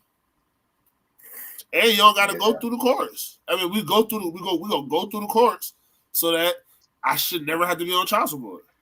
I don't know, dog. I guess it was more like, look, okay. First of all, I'm gonna say this, bro. He needs to get snipped. If you feel like you're worth it, then dog, go get it. You feel what I'm saying? Like, if you feel like you're worth it, and if a motherfucker give it to you, go get it, right? Bro, I'm just surprised they did it. Bro. These athletes are stupid, bro. I seen some shit the other day, probably a couple weeks ago, but it makes a whole bunch of fucking sense. Like, bro, if you're, especially now with like the NIL and shit, but like, bro, if you think that you're gonna be like a really big deal, bro, like around 17, between the ages of 18 and 22, you should probably just nut in a whole bunch of cups and get a vasectomy. Because so that way you can go out there and live your life. You know what I'm saying? You should still wrap up, but you ain't going to be having babies out in the world. And then when you figure out who you want to have a baby with, bro, you go to the facility. And like I said, you're making money. Basketball players, NFL players, you're making money.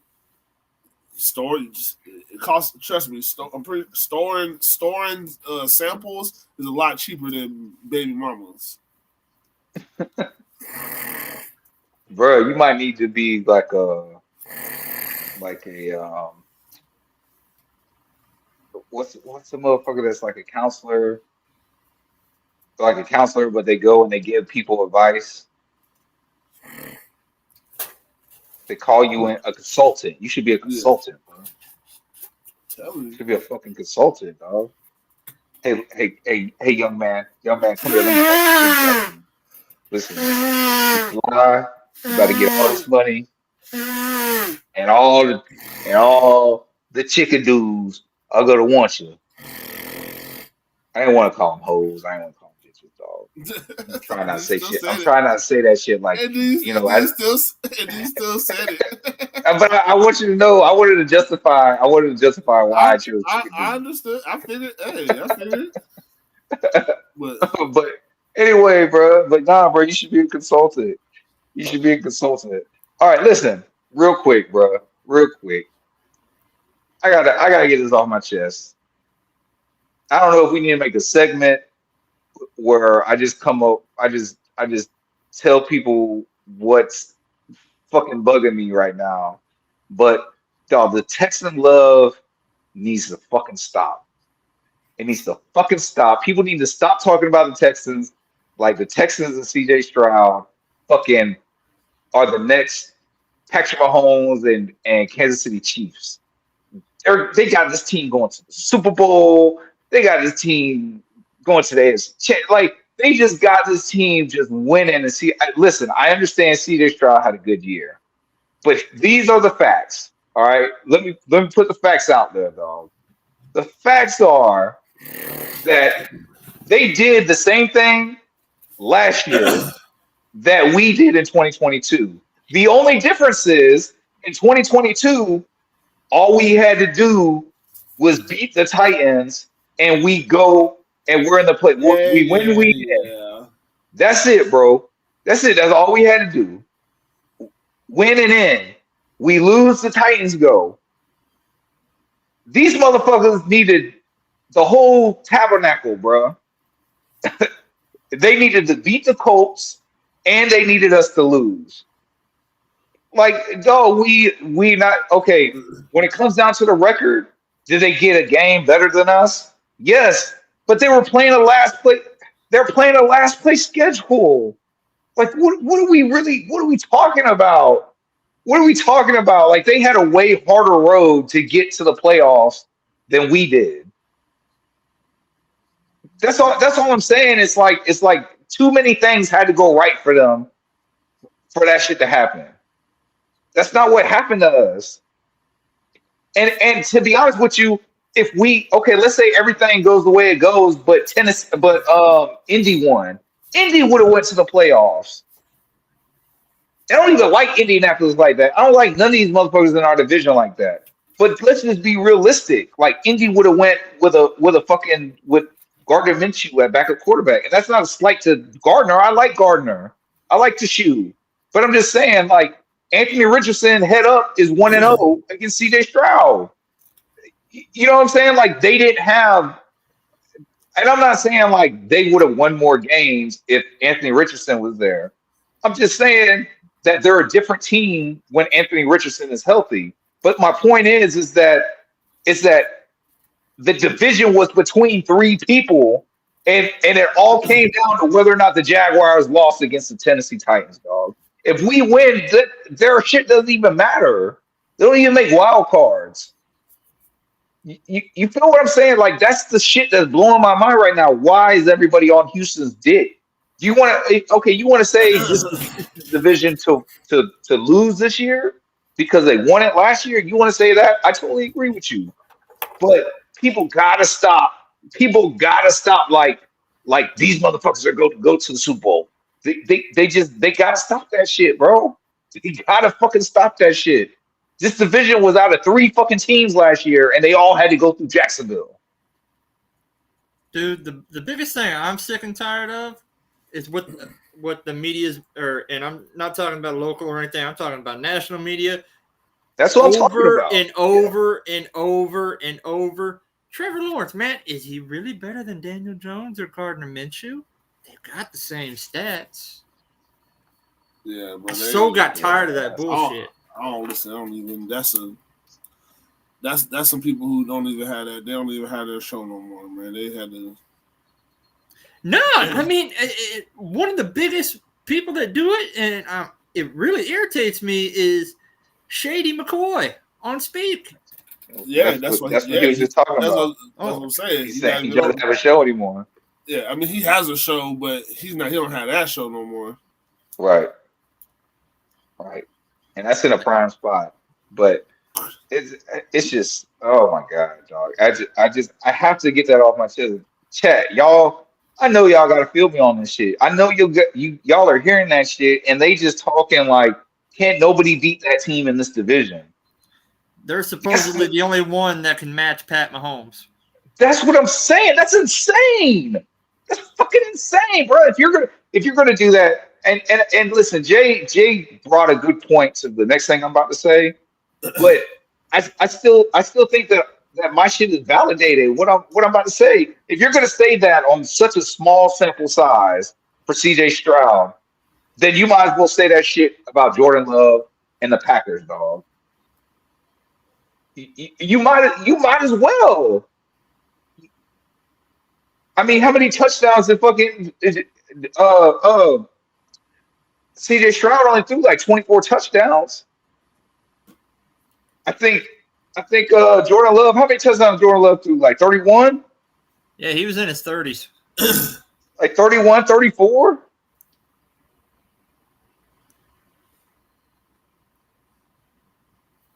Yeah, Let's I mean see. he did, but 32, bro. He had 32 touchdowns, bro. yeah, but this. I'm just saying, how many? I'm gonna see how many interceptions he had. Let's see how Well, many interceptions he had. I think it was mostly with him, like the big for CJ Stroud, the big touchdown to interception ratio. Right here, it's actually 23 TDs and 5 interceptions. yeah, Okay, so he didn't even have 24. He had two more touchdowns than Trevor. but like I said, now That, I I'm didn't. just I understand that, Jimbo. I understand your argument. I don't fuck with the Texans either. I don't think that they're above us. I think we're all. I think the 3 teams that should have made the playoffs, the 3 teams that probably will still this year will probably make the playoffs is us, Indianapolis, and Houston. I think we all 3 of us can make the playoffs this year.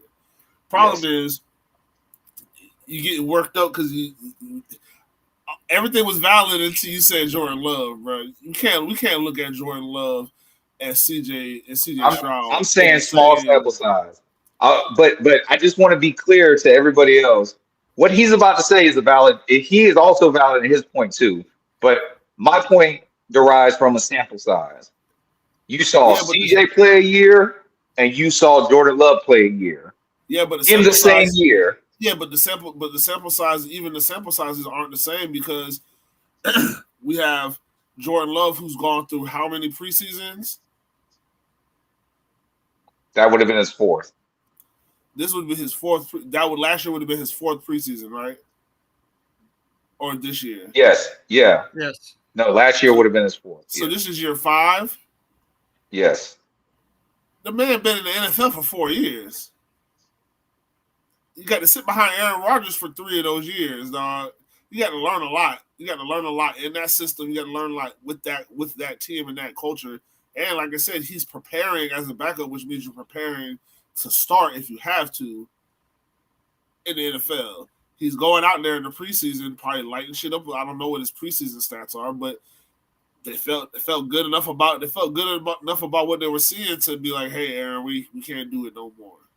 Nah, Aaron was on that bullshit. Yeah, he was. Yeah, he was. He wasn't gonna do it. It wasn't Green Bay. Green Bay wanted to keep him. It wasn't Green Bay saying, hey, we can't do it with you no more. That was Aaron Rodgers was talking. I'm not gonna do it with y'all no more. Yeah, but wasn't there like a price point attached to that? No, bro. He just wanted out of Green Bay. Yeah, I He mean, wanted a fresh time. start. He wanted out of. He wanted I out of. mean, I don't know. he felt disrespected, and I understand too. Because I mean, they drafted Jordan Love. I mean, but they just did what the Green Bay Packers do when they have They a did the same thing when they drafted him, and they said Brett Favre. Like I people that say that I don't like that. I don't like that excuse for him because that's again you already said it. They did what what the Green Bay Packers do, dog. Yeah, but what comes with what the Green Bay Packers do is develop Hall of Fame quarterbacks somehow. So at the end of the I day, don't disagree with you. I don't disagree with you, bro. But I'm just saying. but the reason they have CJ Stroud higher up on these quarterback lists is Bro, they got because CJ Stroud as the top 5 quarterback, bro. yeah, like I said, but they have him higher than Jordan Love because, bro, degree of difficulty, bro. Last year you were taking classes, like you were on a college campus. Like, you know what I'm saying? You didn't play, you didn't know nothing, you didn't have any idea what the NFL was. Yeah, you had an idea, but you didn't know what the fuck it was. And then he went out there and did what he did. So yeah, they have to look at that. They look at that different than a guy who's going into his 5th year. I guess, dog. Regardless, dog. However you, I'm just saying, like, it's just way. I guess my point is it's just way too high. And the thing is I actually like C.J. Stroud, bro. Like I drafted him in Madden when I was in my league and and I couldn't be the Jaguars, so I said fuck it, I'm gonna be the Lions, and I had the worst record. I think I won like 2 games the whole season, dog, and I had #1 pick, and it was suggested to get Bryce Young, but I didn't. I got C.J. Stroud. You know what I'm saying? And then Kenny, let me tell you what Ken did. And Ken got Anthony Richardson, and he benched Trevor, but he was like lighting shit up. He was lighting shit up with Anthony Richardson. Bro, I was so bad, bro. I didn't even want to play with him, dog. I was like, first of all, why would you bench? First of all, you took the Jaguars, and Yeah. and then you fucking when the draft time comes, you get Anthony Richardson and you bench Trevor. Damn, at least trade me Trevor. You know what I'm saying? It's something. It's crazy, dog. But anyway, the point is that I like CJ Stroud, dog, but I just feel I understand that national media does not respect the Jaguars. Not at all. Are there people in national media now starting to say, well, wait a minute, but this happened and this happened, and they were at 8-3, and this happened, and then this happened, and then you feel me? Like some people saw that, oh, it's not like they were the same team by the time the collapse ended our playoff run. We were a completely different team, starting with Christian Kirk going down. You know, we were barely functioning without Zay Jones in the lineup. But then Christian Kirk goes down, and then the injuries just start mounting up. Like Trevor had already had the knee. Yeah, nobody He already brings had up the the knee. fact he had 4 injuries within like what 7 weeks. He had an Yeah. ankle, a knee, a shoulder, and a concussion. And a concussion. Head, shoulders, knees, and toes, bro. Like, you know what I'm saying? From top to bottom, he had some kind of serious injury. And besides the concussion, which he couldn't come back without passing concussion protocol, everything else he came back the very next week and played with. Which, you know, he probably should have sat 1 or 2. Right, but we're on a run. No, You know what I'm saying? understand. All we need is a couple games. And we are, let's be honest, and this is for the people that like are Trevor haters that say that they're Jaguar fans. I don't understand how you can be a Jaguar fan and a Trevor hater. I've said that for the longest time here, but even for the Trevor hater, we are a much better team when Trevor Lawrence is on that field. And the record tells you that. The record tells you that, bro. Like we are much better. Look at the numbers. Look at the numbers that he's putting up for this team, dog. It just doesn't always translate into wins. And then we have a tendency. And when I say we, I'm talking about the people that all they know is the last thing they see on TV. All those fans know is the last thing they see, and if they see that he threw an interception and they see that he fumbled the ball, and they see that we lost the football game, Trevor Lawrence is a bad quarterback. He's a mid quarterback. He's a whatever. You know, like this offense put up what 30-something points, 30-something points against the Bengals. 31.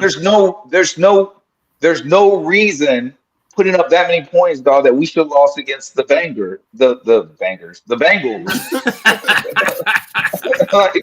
like there's no reason, bro. Especially when they had Jake Brown in at quarterback. Our defense played like ass that night. They played like ass that night, dog. If they played like how they played in those other games where they bailed the offense out because the offense wasn't playing well, if they would have played like that, we mollywopped the Bengals, but they didn't do it, bro. They didn't do it, and now every game after that, Trevor is just more and more hobbled. Well, I mean, And if you just think trying about it too, I think it was to the run very. the ball. Go ahead. I think it was the very next week, or no, we played the Titans after the Bengals, then but against the Browns. Trevor threw 3 interceptions. We still only lost by a touchdown, and our defense could not cover David Njoku. Yeah, I They think he had had the like two over busted 200 plays. yards. Yeah, He had the 2 busted plays, but the bounce back. So the bounce back games against the Titans and against the Texans were after the 49er game. We got our asses kicked by the 49ers. Oh yeah, no question. We got our asses kicked by the 49ers. Then we bounced back. We beat the Titans at home. Then we go to the Texans and we beat them. Listen, the momentum. I don't want to like dive back into that game, but like we had our foot on their neck in that game, bro, and they fucked up the momentum with that should have been pass interference or holding or something on Evan Ingram that allowed Derek Stingley to get that pick. So and like was it a pick six? Probably, I don't think it was a pick six. I think they got him down at like the 13-yard line or something. But my point is that game shouldn't even been that close anyway. The way we were playing in that game, I the game tell you, shouldn't have been that cool. that was the game Trayvon and Josh JHA were eating that game. Yeah, bro. They Yeah, were and dominating. so look, you play like that. You play like that on Monday Night Football against the Bengals, and we make that game alone solidifies the fact that we make the playoffs. We win the division, we make the playoffs. So it, you know, did the offense always show up? Fuck no, because No. our biggest thing was the offense looked clunky. The offense didn't look in sync. But then when the offense the defense couldn't stop shit. So I think you got a lot of people here, and now that you showed me that with Gabe Davis, you know, maybe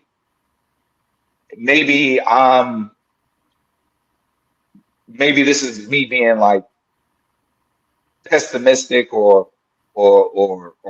wanting to find something to worry about, but like that is concerning that you didn't execute. If this is the case, because this is what it looked like. It looked like you didn't execute to the fullest of your abilities, and it looked like you did it because maybe you felt like the guy that was across from you didn't deserve all that. And if that's the case, bro, I need you to wipe that mindset. Like, hopefully if that is the mindset, then when you're across from when you're across from a starter, that you give them everything, right? Because dog, Trevor Lawrence seems so locked in, and I don't think it matters if he has to drop back. I don't think it matters if he has to bootleg. If they have to move the pocket. I think Trevor's still going to get the ball out of his hands fast because he's got a lot of people that can get open real quickly, right? But if you give him time in that pocket, bro, he's gonna make you pay for it. We need the offensive line to be average. At best, bro. Yeah. You know what I'm saying? Just be average. Just be average, and this team this team is going to beat a lot of ass this year, dog. This Because team is going to beat a lot of ass. the average time for a quarterback to throw the ball, I believe, is 2.3 seconds.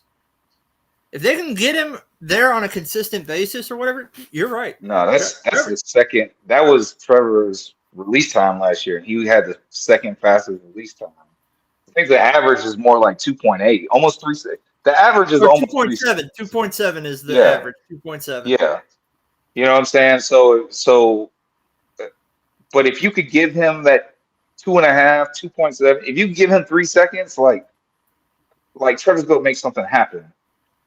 But speaking of time, we're over it.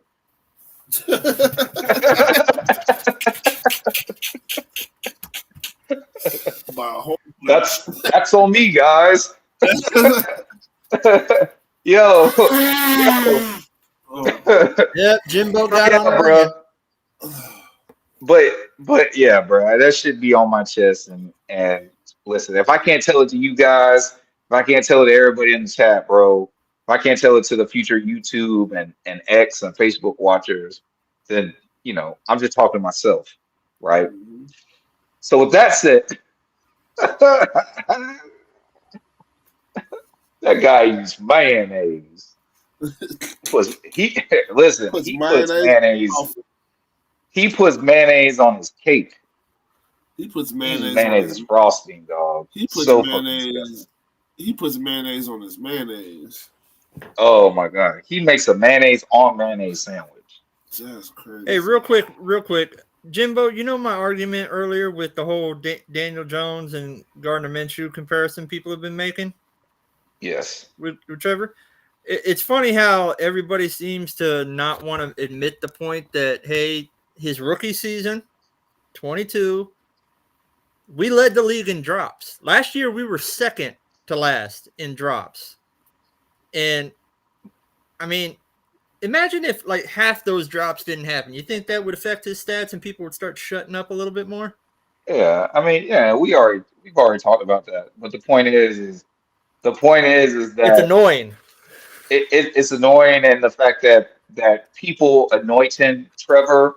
So when you're not seeing the stuff that they said that he was supposed to do, now the grab is, well, let's point out as much negative shit. But you know what I'm going to point out? I'm going to point out that special guest Stone Cold Steve Austin. That's your host, Agent J, the cannabis analyst. And you were rocking with your boy J to the I to the M-B-O. And we are out of here. Peace.